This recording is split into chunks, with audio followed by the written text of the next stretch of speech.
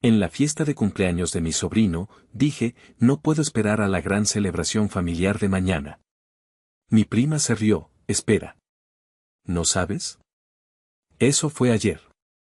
Si aún no estás suscrito al canal, haz clic en el botón de suscripción y activa la campanita para no perderte ninguna de nuestras historias. Tu apoyo significa todo para nosotros. Si esta historia te parece interesante, déjale un like. También me encantaría saber de qué ciudad eres, déjanos el nombre de tu ciudad en los comentarios. Ahora, empecemos con la historia. Me llamo Ricardo. Tengo 38 años, soy soltero y he pasado la mayor parte de mi vida sintiéndome como el invitado invisible en mi propia familia. Mi camino ha sido diferente. Mientras mis hermanos, Valeria y Marcos, seguían los pasos más tradicionales, apoyados en la red de contactos de nuestros padres y en el negocio familiar de confección, yo, desde muy joven, supe que quería forjar mi propio destino.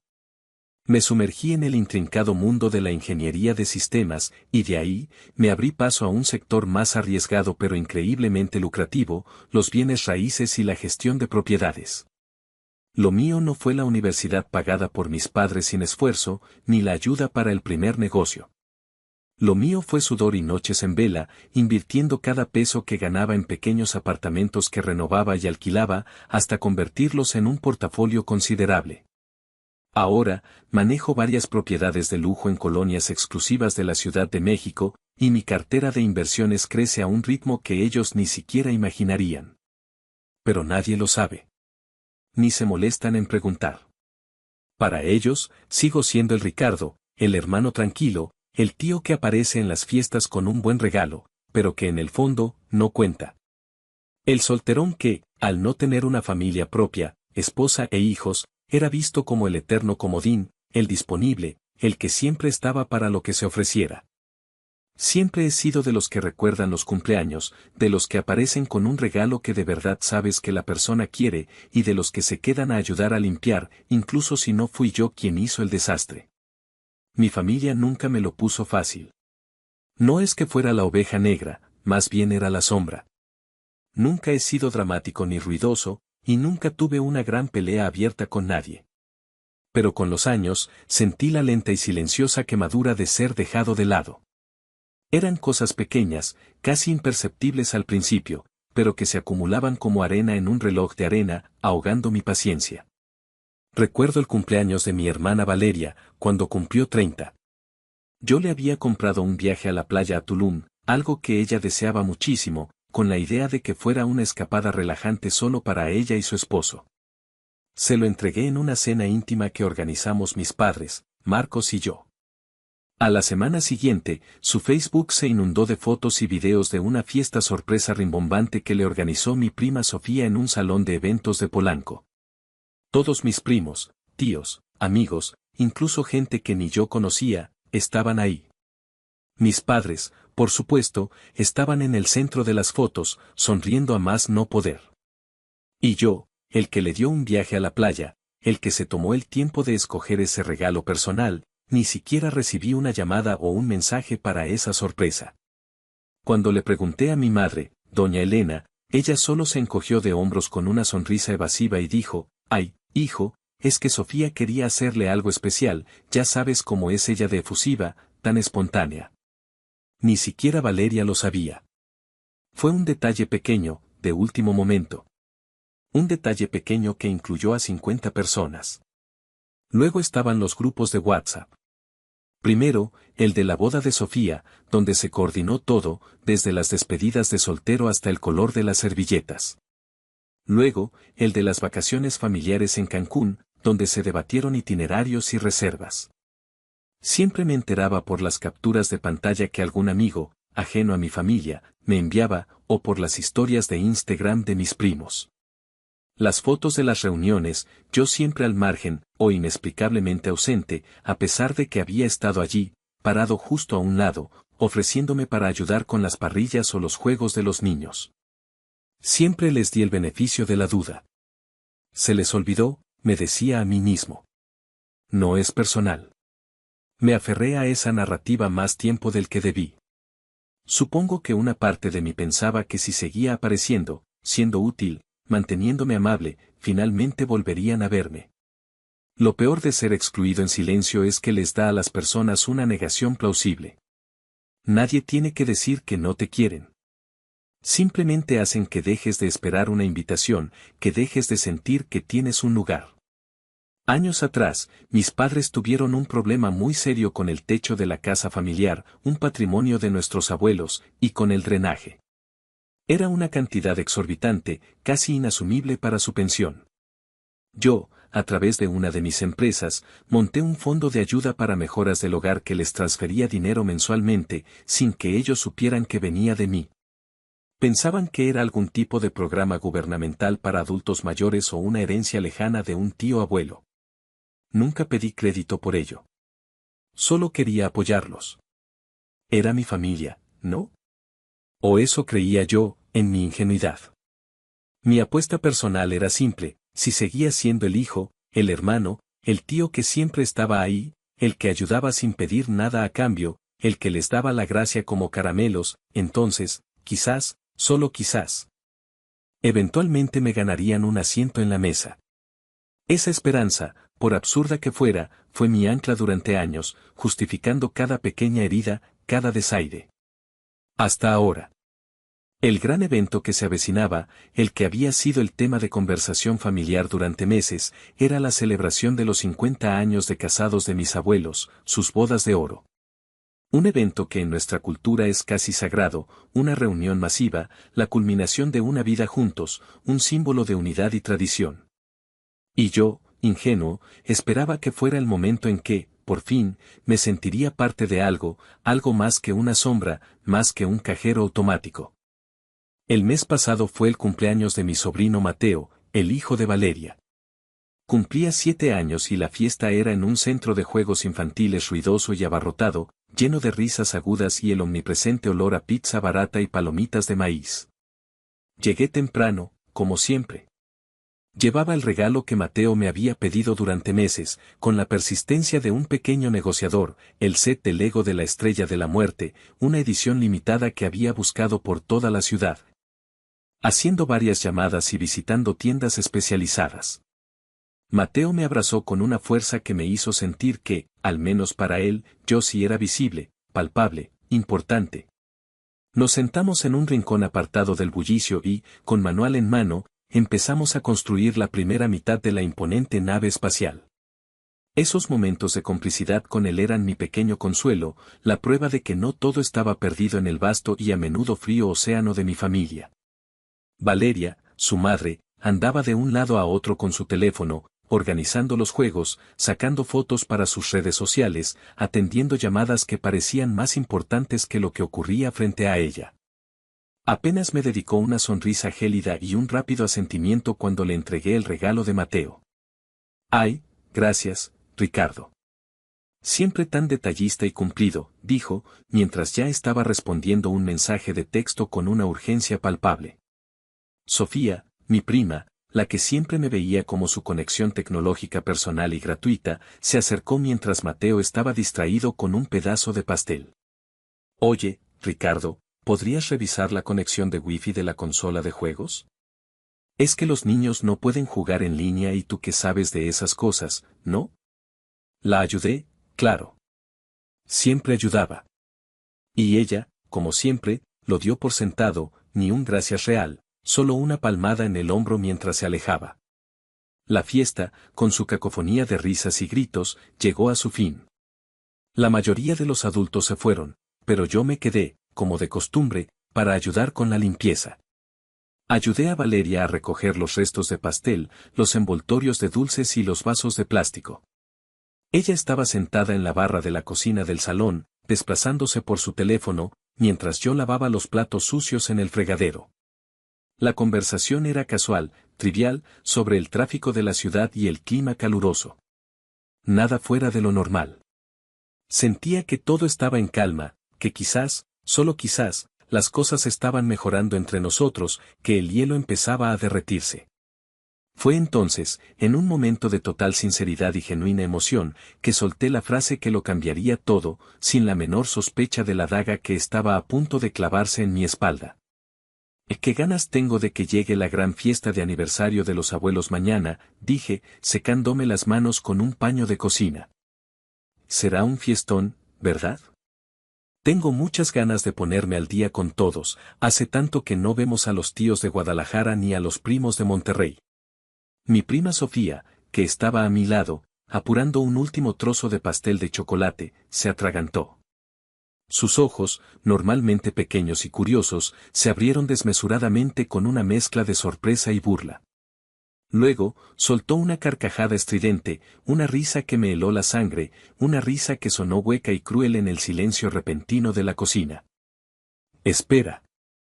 ¿En serio no te has enterado, Ricardo? Ay, qué despistado. Eso fue ayer. Estuvo increíble, la verdad.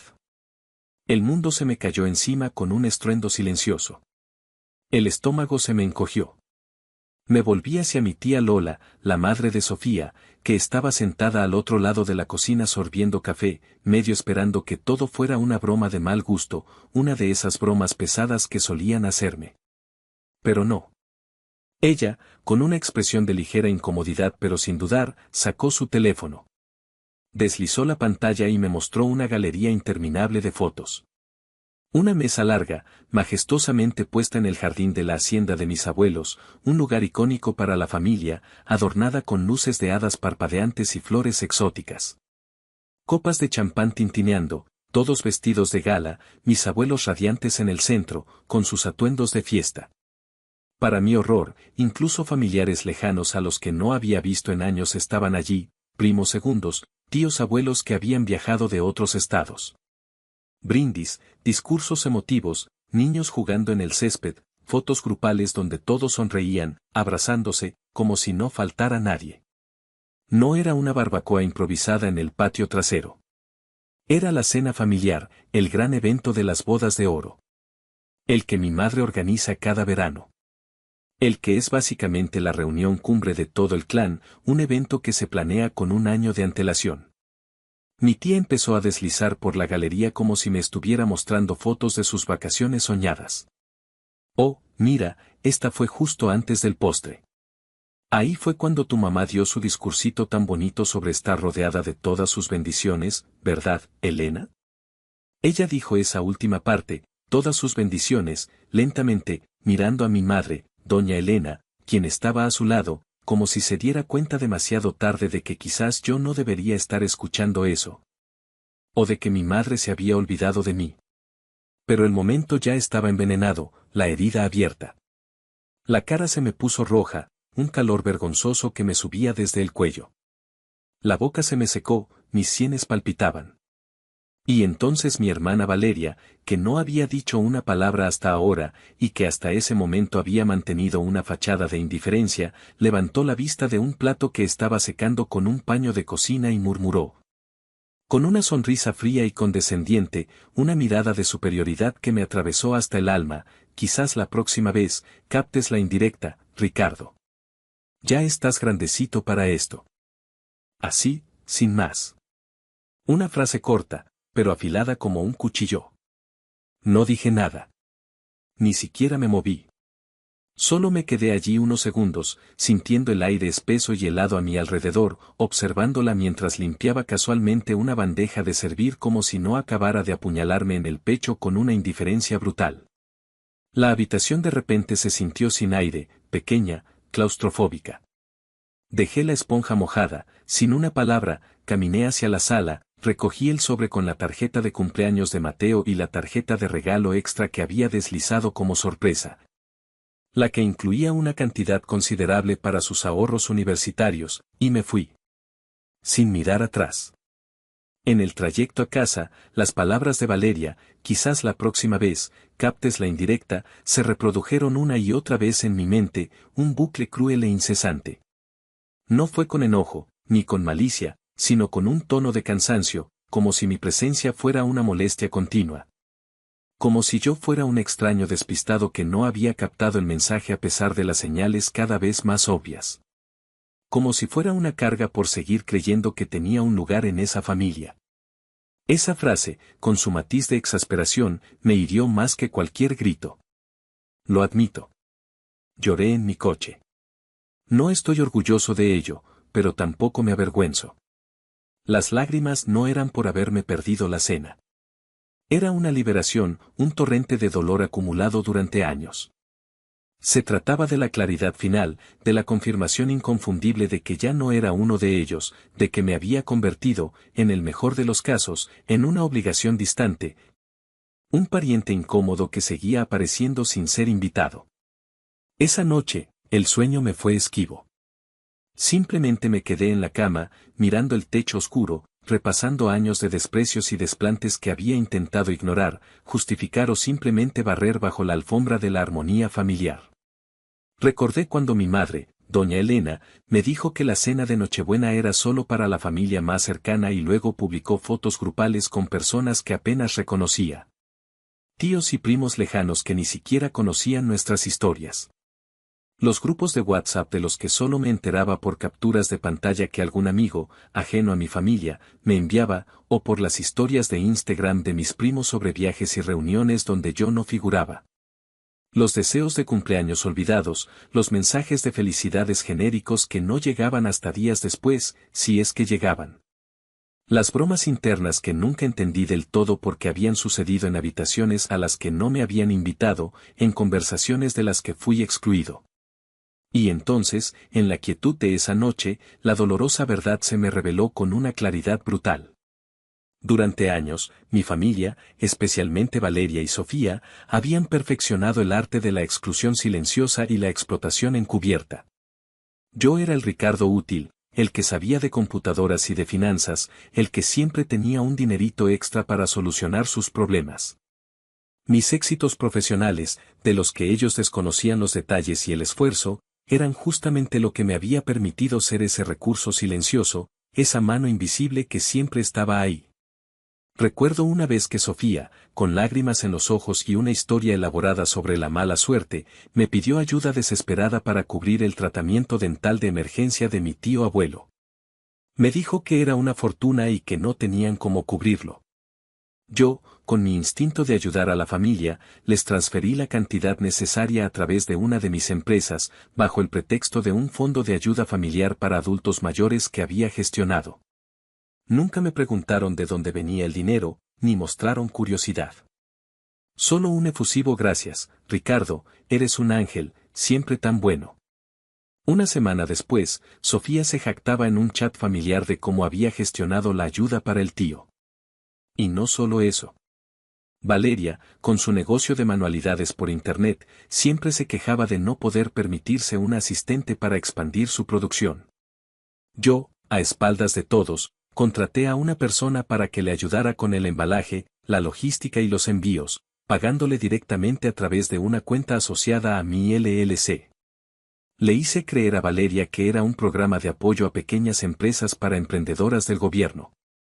Ella, por supuesto, se jactaba públicamente de haber triunfado y de poder expandir su negocio gracias a su propio esfuerzo y gestión, sin una pizca de reconocimiento hacia mí.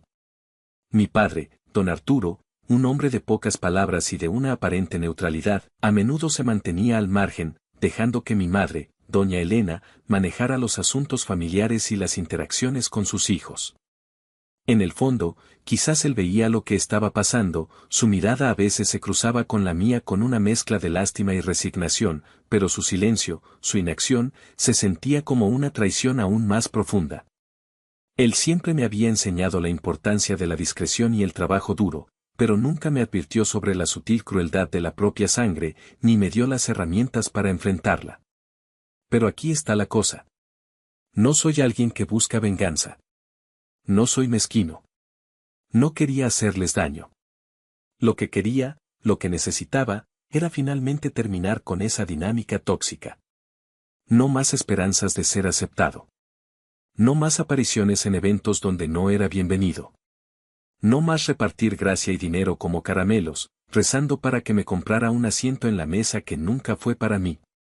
Empecé a planear algo esa noche. No venganza, al menos no en el sentido usual, sino algo más permanente, algo que ellos no verían venir porque, como siempre, nunca me vieron a mí. El primer paso sería financiero, el arma que ellos valoraban por encima de todo. Una semana después de la fiesta de cumpleaños de Mateo, justo cuando la casa de mis padres empezó a sentir los embates del calor veraniego de la Ciudad de México, recibí la llamada esperada de mi madre. Su voz estaba teñida de una histeria apenas contenida. Ricardo, hijo, el aire acondicionado central de la casa se ha estropeado por completo. Está insoportable. Y lo peor, los técnicos dicen que las reparaciones van a ser más de $18,000, una fortuna. Su voz temblaba con una mezcla de pánico y expectación, como si yo fuera la única solución mágica. El chico con el que siempre trabajas para el mantenimiento, el señor González, dijo que este año no recibió el pago habitual de mantenimiento. ¿Pasó algo con el fondo ese, hijo? ¿El que supuestamente cubría estas cosas? Mi corazón se apretó, no de dolor, sino de una fría satisfacción. Había estado esperando esta llamada, cada palabra, cada tono de voz. Con calma, casi con una deliberada frialdad que me sorprendió a mí mismo, le dije, sí, mamá. Disolví ese programa de subvenciones. Era algo temporal, ya sabes. El presupuesto se agotó y decidí no renovarlo. Mi madre guardó silencio por un momento, un silencio cargado de confusión y frustración, como si le hubiera robado una herramienta que siempre había tenido a mano. Pero, ¿por qué, hijo? ¿Justo ahora? No tenemos ese dinero. ¿Cómo se supone que vamos a pagar eso? No elaboré. La dejé colgando en la incertidumbre. Estoy seguro de que tú y todos los que estuvieron en la fastuosa cena de los abuelos, esa reunión de todas tus bendiciones, podrán resolver algo, ¿no crees? Después de todo, eran tantos, bendiciones, juntas, ¿no? El silencio al otro lado de la línea fue ensordecedor. Casi podía escuchar sus pensamientos corriendo a toda velocidad, intentando encajar las piezas del rompecabezas, luchando por comprender cómo su hijo invisible se había convertido en un muro inquebrantable. No esperé a que respondiera. Simplemente terminé la llamada educadamente, sin una pizca de la culpa que solía sentir. Bueno, mamá, tengo una reunión muy importante. Que te vaya bien. Un abrazo. Y colgué. Ese mismo día, sin perder un minuto, llamé a mi abogado, el doctor Fuentes. Un hombre mayor, con bigote canoso y una mirada penetrante e inteligente, que me había visto crecer profesionalmente desde que era un joven ambicioso. Él conocía los entresijos de mis finanzas y mis estrategias de inversión, y había sido mi confidente silencioso en muchas ocasiones. Doctor Fuentes, le dije, mi voz resonando con una nueva autoridad. Necesito que active todas las cláusulas de cancelación de los fondos que he estado gestionando para mi familia. Él no preguntó, solo asintió con una comprensión tácita, una ligera elevación de cejas que denotaba su conocimiento de la situación subyacente. Él sabía lo que había detrás de mi discreción financiera y de mi reciente decisión. Había otras cosas, aparte del fondo de mantenimiento para la casa de mis padres, que había financiado a lo largo de los años. Los ahorros universitarios para mi sobrina, la hija de Sofía, que yo había prometido cubrir cuando ella era pequeña, depositando cuantiosas sumas en un fideicomiso educativo a su nombre, lejos del alcance de su madre. Las facturas médicas exorbitantes de mi abuela después de una cirugía de cadera que la dejó convaleciente, que nadie quería o podía pagar. Y sí, el salario de la asistente a tiempo parcial que mi hermana Valeria usaba para su próspero negocio de Etsy, el cual yo había estado pagando religiosamente mes tras mes, dándole la ilusión de un éxito que no era del todo propio. Tenía recibos de todo, meticulosamente guardados, documentos que probaban cada transacción, cada pago. Ninguno de ellos sabía que había vinculado esos fondos a cláusulas y acuerdos específicos, diseñados para mi protección, que me permitían cancelarlos unilateralmente con una sola firma, sin apelación. Y no sabían que esas cláusulas podían ser tan vinculantes. Firmé los documentos sin vacilar, mi mano firme, mi resolución inquebrantable. Envié las cartas certificadas a cada beneficiario, informándoles de la suspensión inmediata de los fondos. Sabía que esto causaría un terremoto, una onda de choque masiva en la familia. Pero estaba preparado para la réplica. Tomó unas 2 semanas para que la onda expansiva golpeara con toda su fuerza. Mi bandeja de entrada se inundó de llamadas, mensajes, videollamadas perdidas.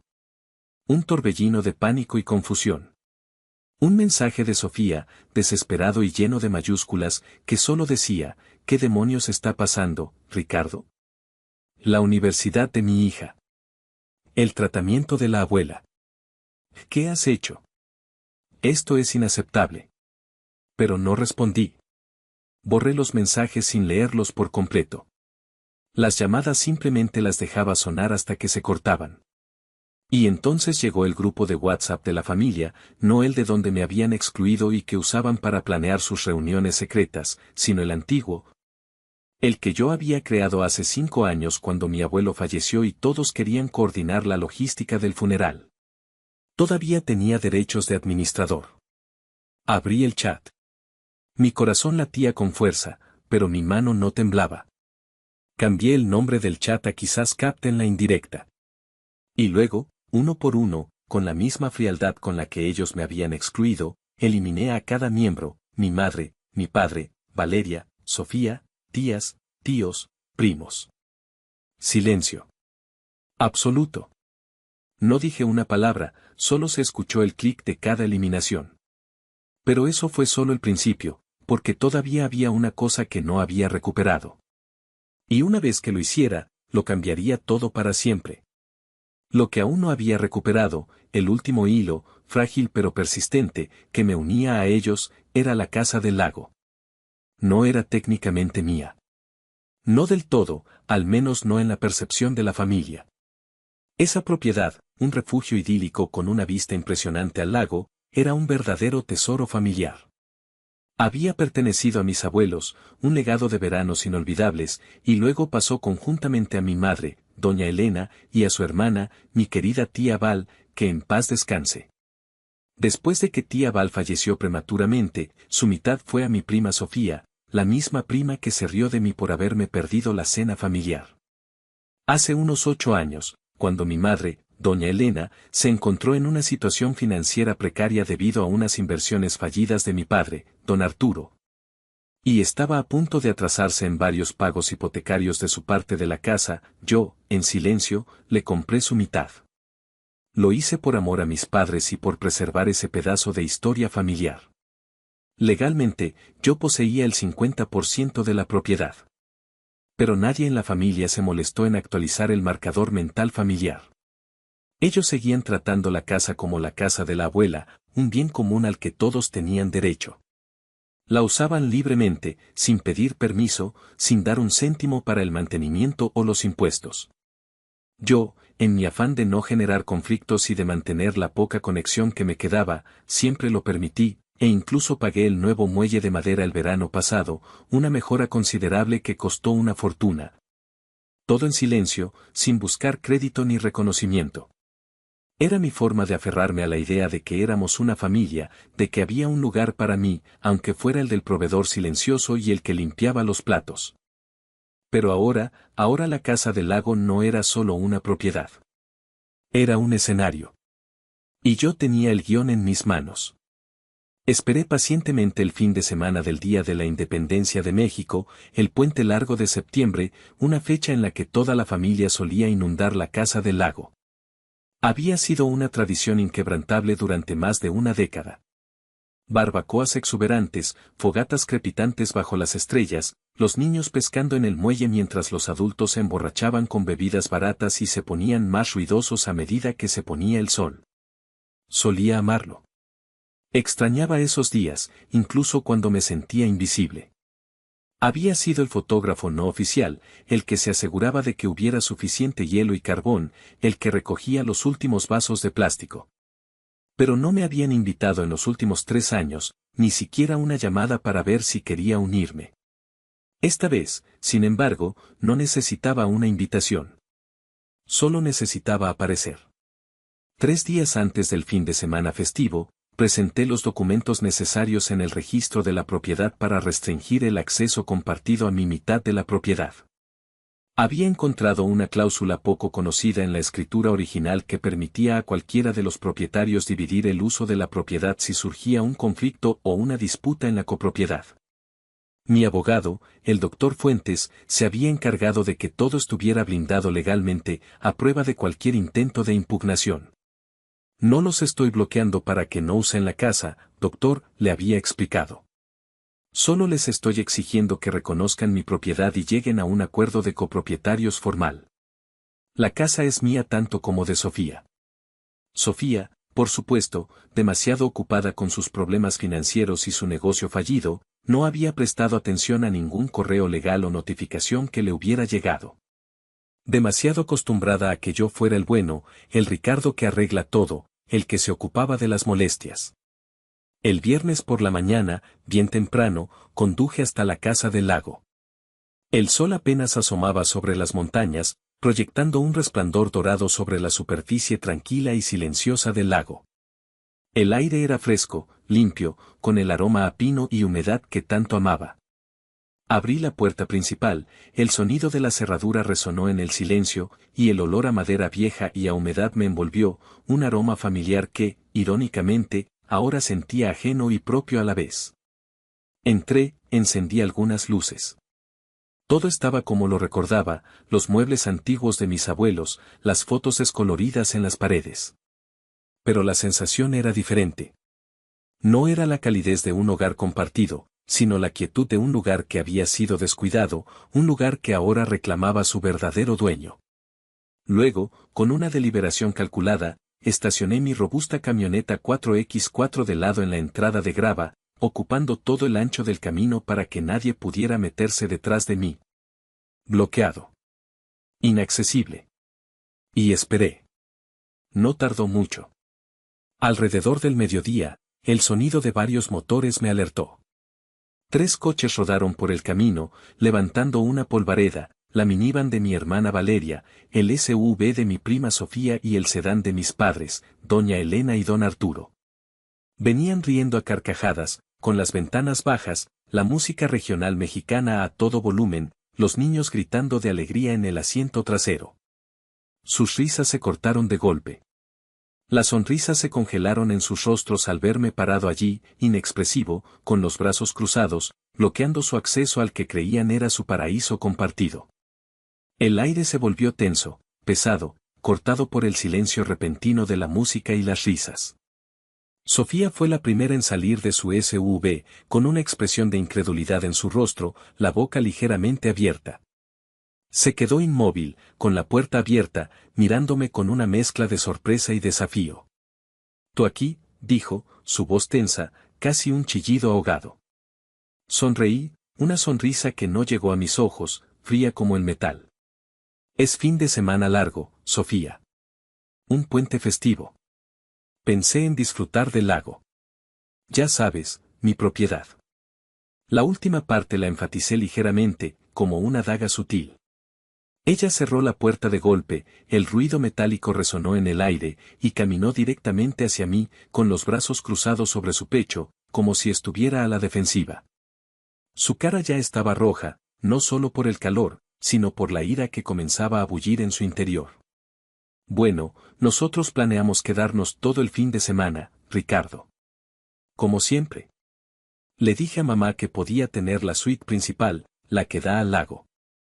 Es tradición. Y tú aquí, estorbando. Eso va a ser un problema», dije, sin un ápice de dureza o enojo en mi voz, pero con una firmeza que la desarmó por un instante. «La casa está bloqueada por revisión de copropietarios. Habrías visto el aviso legal si hubieras abierto tu correo, el que mi abogado te envió hace 2 semanas. No soy un estorbo, Sofía, soy un copropietario que ejerce sus derechos». Ella parpadeó, confundida, la ira mezclada con un atisbo de miedo. «¿Qué aviso? Estás bromeando, Ricardo. No sé de qué demonios hablas. Esto es una broma de mal gusto». Mi hermana Valeria, que ya se había acercado, con su esposo Marco y sus hijos a cuestas, se metió en la conversación, su voz cargada de una irritación palpable, su paciencia agotada incluso antes de empezar el día. «Ricardo, por el amor de Dios, no seas dramático. Hemos estado viniendo aquí desde siempre. Solo porque te sentiste excluido de una cena, ahora vas a arruinar el fin de semana de todos. Esto es patético. Actúas como un niño berrinchudo.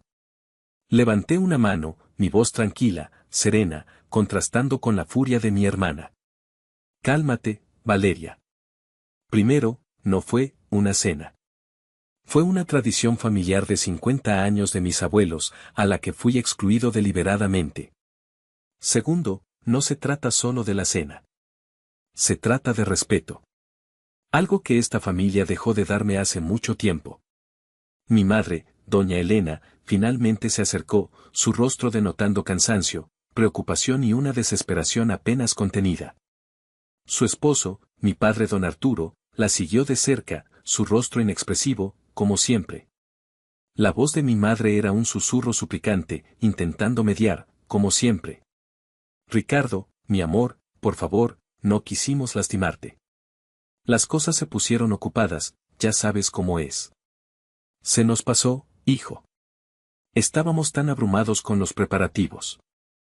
Por favor, no hagas esto. Los niños están aquí. La miré, a mi madre, a la mujer que me había traído al mundo. Por un segundo, un breve y fugaz segundo, casi me ablandé. Casi. Ella era mi madre, después de todo. Pero luego, como un torbellino, recordé cada vez que ella defendió la crueldad pasiva de Valeria, se rió de mi exclusión como si fuera un malentendido infantil, o me pidió, una y otra vez, que fuera el más grande y cediera por la paz familiar. Recordé su silencio, y el de mi padre, don Arturo, cuando Valeria me llamaba el raro de la familia o cuando Sofía se aprovechaba de mi ayuda económica sin darme ningún crédito. Ella siempre elegía la paz superficial por encima de la justicia y la dignidad de su propio hijo. Y esa elección, una y otra vez, recaía sobre mis hombros. Sé exactamente cómo es, mamá, dije, mi voz firme, sin una pizca de suavidad, cortando el aire como un cristal. Por eso estoy aquí ahora. Esta casa ya no es un lugar de vacaciones compartido donde yo pongo el dinero para mantenerla y ustedes disfrutan sin contribuir. Esto se acabó. Si quieren acceso, redactamos un nuevo acuerdo. Dividimos el mantenimiento por igual, pagamos los impuestos en conjunto y rotamos el uso de forma equitativa. Oh, me encogí de hombros, con un gesto de indiferencia calculado, vendemos la propiedad. Así de simple. No te atreverías, gritó Sofía, su voz aguda como un taladro, su rostro distorsionado por la ira. ¿Destruirás la tradición familiar por qué? ¿Por sentimientos heridos? Y eres un egoísta, Ricardo. Un desalmado. ¿Cómo puedes hacerle esto a los abuelos y a los niños? Encontré su mirada. Fija, inquebrantable, fría como el hielo del lago en invierno. No, Sofía. Ustedes ya destruyeron la parte familiar. La tradición se acabó el día que decidieron que yo era prescindible, que mi presencia era un estorbo, que mi dinero era más valioso que mi persona. Yo solo estoy tramitando el papeleo. Y por cierto, añadí, con una calma que me sorprendió, la parte de mi madre ya me pertenece, la compré hace años. Legalmente, la mitad de esta casa es mía. Intentaron de todo. Gritos, súplicas, chantajes emocionales. Mi madre rompió a llorar, sollozando dramáticamente sobre el corazón roto de sus abuelos y cómo iba a explicar esto a la familia. Valeria me llamó desalmado, monstruo y un mal hijo, mientras su esposo Marcos permanecía en silencio, con la mirada en el suelo. Sofía, con lágrimas de rabia, amenazó con demandar, con destrozar mi reputación, con revelar mis secretos a toda la familia, sin saber que yo no tenía secretos oscuros, solo verdades incómodas. Pero no importó. Yo tenía todo documentado. Las notificaciones legales, los recibos de mis pagos para la casa, las pruebas de las transferencias a sus cuentas, la cláusula en la escritura. Y la abrumadora y asfixiante sensación de silencio y exclusión en la que me había ahogado durante años. Esa sensación finalmente se había ido. En su lugar, había claridad. Fría, clara y absolutamente necesaria. Eventualmente, después de un largo y ruidoso altercado que atrajo la atención de algunos vecinos curiosos de las casas cercanas al lago, se fueron. No sin antes lanzarme unas últimas palabras hirientes por la espalda, que resonaron en el aire de la tarde. Te vas a arrepentir de esto, Ricardo. La familia te va a dar la espalda para siempre, gritó Valeria, mientras subía a su camioneta con una mueca de desprecio. Sofía sollozó dramáticamente, haciendo un espectáculo para los niños, y mi madre se detuvo un momento, suplicándome con la mirada, sus ojos rojos e hinchados, pero yo no me inmuté. Mantuve mi postura, inamovible, con los brazos cruzados, mientras los veía alejarse por el camino de grava, dejando una estela de polvo que se disipó lentamente en el aire, y un silencio inesperado que lo engulló todo. Entré en la casa. El silencio era total, y por primera vez, no era un silencio opresivo, cargado de dolor y vacío. Era un silencio liberador, un bálsamo para mi alma agotada. Me dirigí a la cocina, saqué una cerveza fría de la nevera y me senté en la vieja mecedora de madera que mi abuela solía usar, la que siempre estaba en el rincón más soleado de la sala de estar, con su vista al lago. El crujido rítmico de la madera contra el suelo de tablones era el único sonido, un contrapunto perfecto a la tormenta emocional que había sido el último par de horas. Miré por la ventana hacia el lago, cuya superficie espejada reflejaba un cielo que comenzaba a teñirse de naranjas, rosas y morados intensos. Esa casa, ese lago, eran el epicentro de tantos recuerdos, tantos veranos, tantas risas y, sí, también tanta invisibilidad para mí. Ahora, todo eso se sentía como un recuerdo lejano, como una fotografía descolorida, un capítulo que finalmente se había cerrado.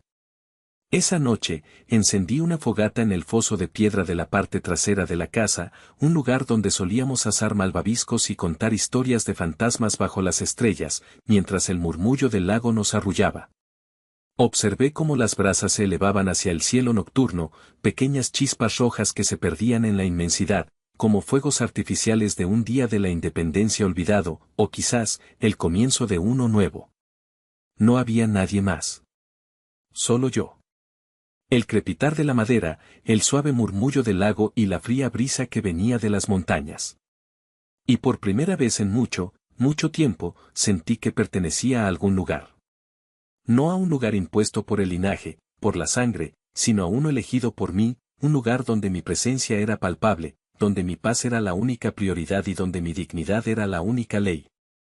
La calma de la noche se extendía sobre mí como una manta cálida, envolviéndome en una serenidad que creí perdida para siempre.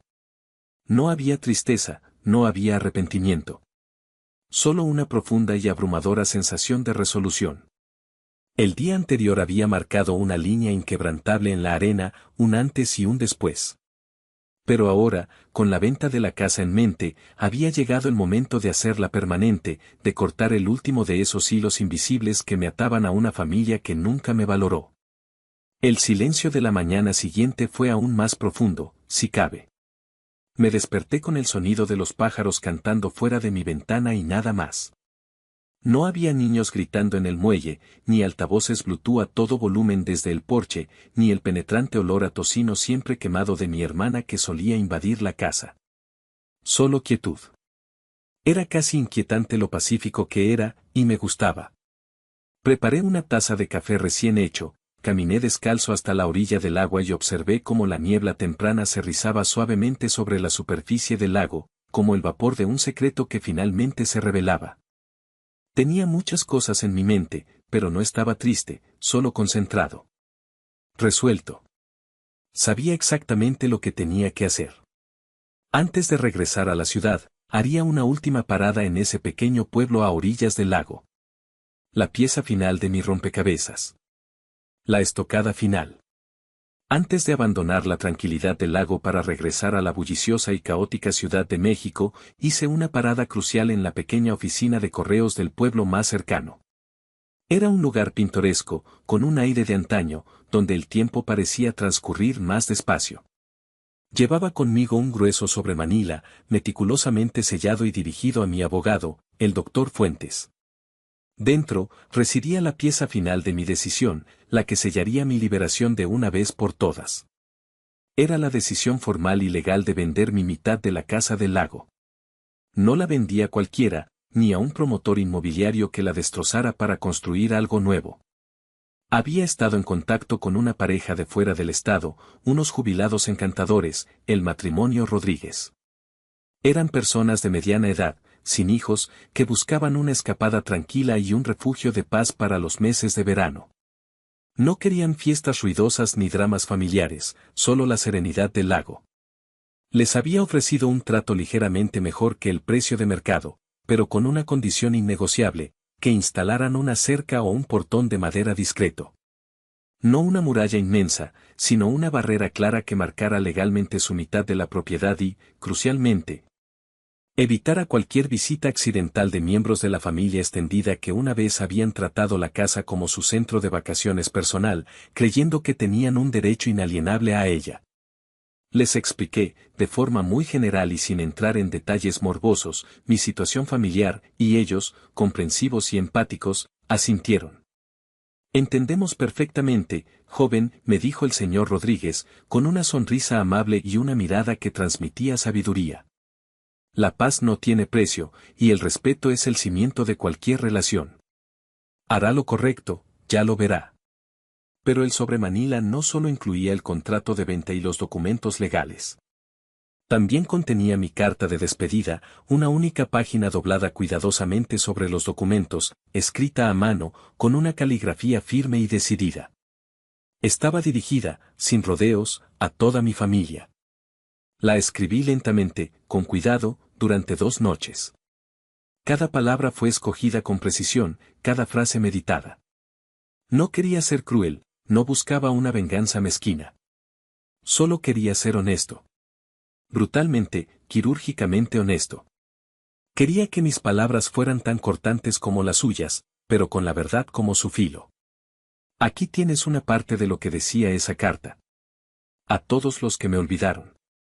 Puede que no lo hayan notado, o quizás sí, y simplemente eligieron ignorarlo, pero a lo largo de los años, me convertí en un fantasma en esta familia. No porque me alejara por voluntad propia, sino porque ustedes me empujaron silenciosamente hasta allí con sus exclusiones deliberadas, sus silencios cómplices, sus miradas de lástima o de superioridad. Y sus sonrisas petulantes cuando yo aparecía, todavía creyendo, con una ingenuidad que ahora me avergüenza, que importaba. Yo era el ayudante, el dador incansable, el callado, el extra en la mesa que nadie notaba pero cuyo lugar siempre estaba disponible para un vaso más. Nunca pedí mucho, solo una silla, un poco de amabilidad genuina y el reconocimiento de mi existencia como un ser humano, no como un recurso. Pero su mensaje ha sido claro, y lo he recibido. No soy familia. Soy un recurso, una billetera andante, una ocurrencia tardía, un chiste interno, el tío solterón sin compromisos, al que se podía explotar sin pudor. Recuerdo cada vez que me pedían favores económicos, grandes o pequeños, desde la matrícula de la universidad de mi sobrina hasta las reparaciones de emergencia de la casa familiar. Recuerdo cada vez que mis contribuciones a la casa de mis padres, al negocio de Valeria, o a las facturas médicas de la abuela, eran atribuidas a la suerte, la providencia o a la gran gestión de otros, nunca a mí. Recuerdo la mirada de mi padre, don Arturo, que, aunque en silencio, a veces parecía avergonzado por la forma en que su propia familia me trataba, pero nunca intervino, nunca me defendió, nunca alzó la voz para decir: basta.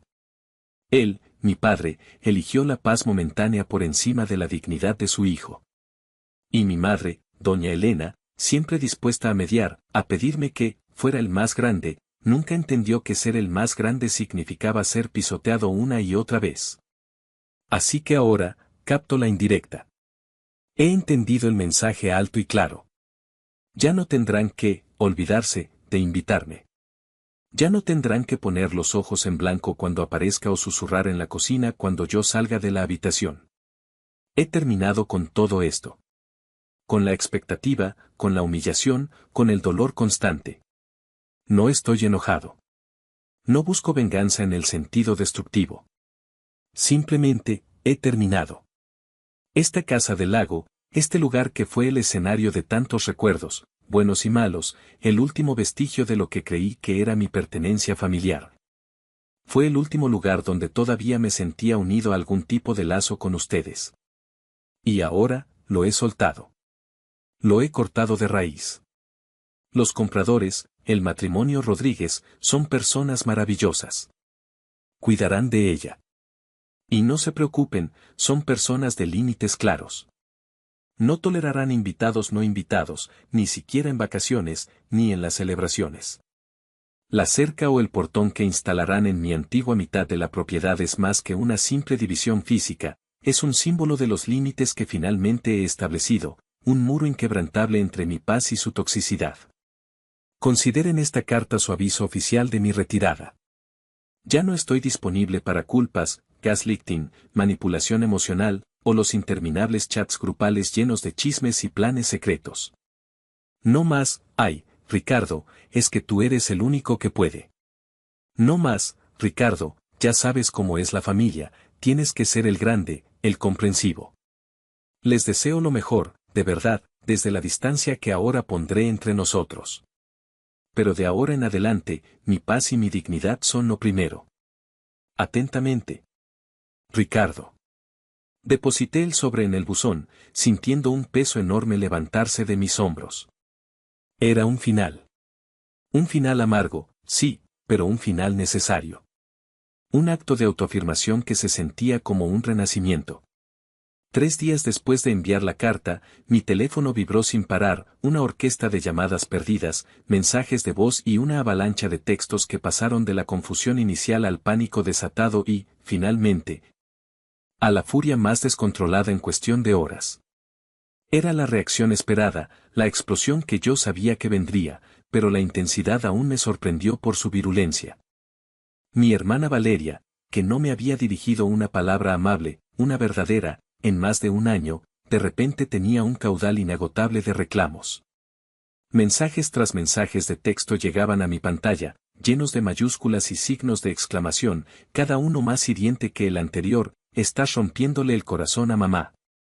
¿Cómo puedes ser tan cruel con tu propia sangre? Y eres un egoísta, Ricardo. Siempre te has creído superior, ¿verdad? Ahora vas a ver lo que es vivir sin nosotros. Eres un monstruo desalmado. Sus palabras eran veneno puro, un torrente de bilis, pero ya no me afectaban. Había construido un escudo de indiferencia, una armadura forjada con años de desaires. Su veneno ya no encontraba eco en mi alma. Mi prima Sofía, por su parte, envió un muro interminable de textos que comenzó con un desesperado y lloroso ¿de verdad estás vendiendo la casa? Estás loco. Y esa casa es un patrimonio familiar. Es un recuerdo de los abuelos, y terminó con un amenazante y furioso: te vas a arrepentir de esto, Ricardo. Te lo juro. Esto no se quedará así. La familia te va a dar la espalda para siempre. Nunca más tendrás un lugar. Ella, que se había beneficiado directamente de mi ayuda financiera para su negocio fallido y del uso indiscriminado de la propiedad del lago sin aportar un centavo, era la más indignada, la más histérica. Su sentido de derecho era nauseabundo. Pero el mensaje que realmente se me clavó en el alma, aunque no me hizo dudar de mi decisión, fue el de mi madre, doña Elena. Era una sola frase, pero cargada de una tristeza, una incomprensión y una culpa que dolían profundamente. ¿Por qué nos estás haciendo esto, hijo? ¿Por qué tanta crueldad? ¿No piensas en tus abuelos, en la familia? Miré ese mensaje durante mucho tiempo. La tentación de responder, de explicar, de desahogarme, fue inmensa. Casi respondí. Incluso escribí algunas cosas diferentes en el teclado, una versión aguda y cortante que decía porque ustedes me enseñaron a ser así, una versión más suave que intentaba explicar mi dolor, y una versión que solo decía: simple y llanamente, porque ustedes lo permitieron. Pero borré todo. Cada palabra.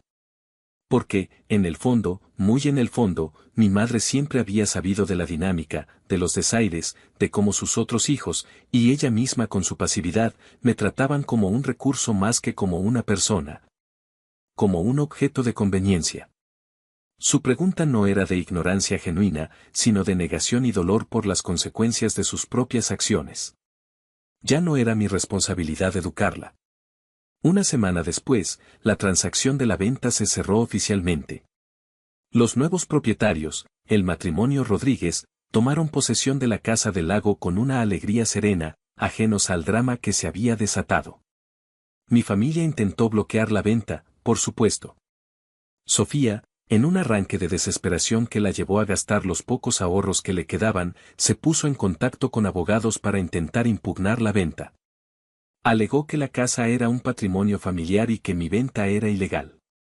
Pero como ella no había mantenido su parte de los impuestos y el mantenimiento de la propiedad, y yo tenía los derechos mayoritarios sobre la escritura gracias a una cláusula poco conocida pero legalmente vinculante que había activado a través de mi LLC, sus esfuerzos fueron inútiles. Los abogados de la familia, a quienes yo también había ayudado en el pasado, se vieron forzados a reconocer la solidez de mi posición legal. No pudieron detenerla. Legalmente, financieramente, emocionalmente, todo estaba hecho. El último hilo se había cortado. El verano llegó y pasó. Mi familia, la que me había excluido, sin acceso a la casa del lago y sin mi apoyo financiero, se vio obligada a adaptarse a una nueva y más austera realidad. Terminaron alquilando un Airbnb en un pueblo a 2 horas del lago, un lugar mucho menos lujoso y más concurrido. Vi las fotos en el Instagram de Sofía, un muelle diferente, las mismas sonrisas forzadas para la cámara, la misma energía de pretender que nada había cambiado. Intentando proyectar una imagen de normalidad y felicidad que ya no existía. Pero había cambiado. Porque la próxima vez que necesitaron un favor, una ayuda inesperada, un pequeño empujón financiero, no había un Ricardo a quien llamar. No había un partidario silencioso para recoger los pedazos de sus vidas desordenadas, no había una billetera con sentimientos, así me llamaron a mis espaldas, con un desprecio apenas disimulado. En un Zoom grupal que no se suponía que escuchara, una indiscreción que confirmó su verdadera opinión sobre mí. Era en una reunión de Zoom de fin de año, y uno de ellos olvidó silenciar su micrófono por un instante. Escuché a Valeria decir, con desprecio evidente, él es solo una billetera con patas. Sin nosotros, no es nadie, un don nadie. Y Sofía riendo, sí, el pobre Ricardo, siempre tan solitario, compensando su soledad con dinero, y creyéndose importante. Esa conversación, accidentalmente escuchada, fue la última confirmación de su hipocresía. Mientras ellos se apresuraban a ajustar su estilo de vida a la ausencia de mi apoyo, sumergiéndose en el caos que habían creado para sí mismos, yo estaba construyendo algo mejor. Mientras mi familia se desmoronaba tratando de ajustar su estilo de vida a la ausencia de mi billetera con patas, yo estaba floreciendo. Había construido una vida donde mi invisibilidad se había transformado en libertad. Mi nuevo círculo de amigos era vibrante, lleno de personas que me veían, me apreciaban y reían conmigo de verdad, sin segundas intenciones. Eran personas que me conocían por mi valor intrínseco, no por lo que podía ofrecerles. Nunca, ni una sola vez, me hicieron rogar por un asiento en su mesa o por un lugar en sus planes. Había encontrado mi propio clan, forjado en el respeto mutuo, la honestidad y la camaradería, no en lazos de sangre rotos o en expectativas unilaterales. No se trataba de venganza, no en el sentido de regodearme en su miseria. Era sobre la liberación. Una liberación profunda, del peso de una relación que había sido una carga constante.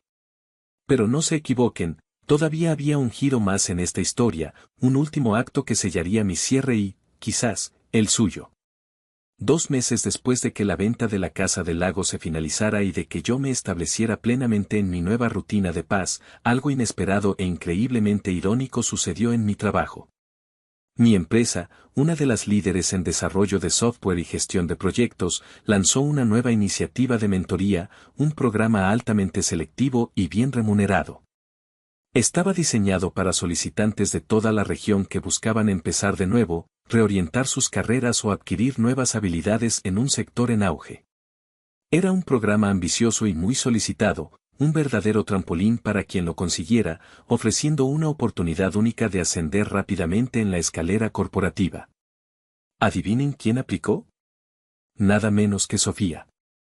Había perdido su trabajo de tiempo completo después de que su negocio de manualidades, sin mi financiación encubierta para la asistente y otros gastos operativos, colapsará estrepitosamente. Desesperada, buscó una nueva salida, un salvavidas en el mundo corporativo. Era una ironía cruel del destino que mi empresa, un faro de oportunidad, fuera su última esperanza. Ella no se dio cuenta, por supuesto, de que su aplicación caería directamente en mi escritorio. Yo, como jefe del Departamento de Desarrollo de Talento y miembro del comité de selección final para este programa de mentoría, era quien tenía la última palabra. Mucho menos esperaba la pequeña nota que, con una sonrisa que no pude evitar, grapé cuidadosamente a su carta de rechazo. Solo 6 palabras.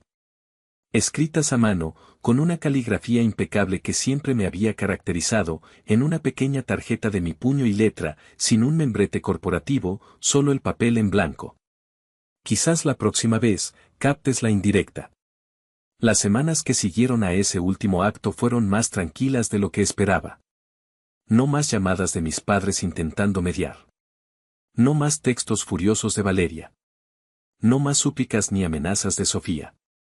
Era como si, después de años de desaires silenciosos y una comunicación unilateral, el silencio finalmente se hubiera vuelto mutuo. Un silencio verdadero, no el que yo había soportado, sino uno que yo había impuesto. Y por una vez, no sentí que tuviera que arreglarlo. No había nada que arreglar. Dejé de revisar sus redes sociales, un hábito que había mantenido inconscientemente para ver qué hacían y si yo seguía siendo el fantasma. Me borré de los últimos restos de hilos de correo electrónico familiares. Mi teléfono permanecía en silencio, ya no era una fuente de ansiedad o expectativa. Y mi mente, por fin, estaba más clara, más serena, más en paz de lo que había estado en años. Era una liberación. Pero la claridad no significa que la paz llegue fácilmente o que el pasado se borre por completo. Hubo noches en las que me quedaba despierto, mirando el techo oscuro de mi apartamento, preguntándome si había hecho lo correcto. ¿Fui demasiado lejos? Fue mi venganza, por mucho que la llamara liberación, una forma de ser como ellos, de caer a su nivel. Me preguntaba si algún día se darían cuenta del daño que habían causado, del amor y el apoyo que habían descartado. O si simplemente me reescribirían en su narrativa como el hermano loco y resentido que se volvió contra la familia sin razón aparente. Sin embargo, cada vez que esos pensamientos surgían, como fantasmas de un pasado tóxico, recordaba la risa burlona de Sofía en la fiesta de Mateo, la sonrisa fría y condescendiente de Valeria. Y el silencio cómplice de mis padres, sus miradas de súplica vacías de arrepentimiento genuino. Recordaba mi propia voz, firme y serena, diciendo en la casa del lago, no se trata de la cena. Se trata de respeto. Y entonces, la duda se desvanecía, reemplazada por la certeza de mi propia valía. Había defendido mi dignidad. Había recuperado mi paz. El camino hacia la autoafirmación no siempre es fácil, y a veces, implica cortar lazos que creías irrompibles, incluso los de sangre. La historia de Ricardo es un recordatorio de que la sangre no siempre te convierte en familia, y que a veces, la mayor lección que puedes dar a quienes te han ignorado es la de tu ausencia. ¿Se darán cuenta algún día de lo que perdieron? ¿O seguirán ciegos, atrapados en su propia narrativa, sin el Ricardo que los mantenía a flote en las sombras, el que era su ancla invisible? Eso, querido espectador, es una historia para otro día. Mi historia, la de mi nueva vida, apenas comienza.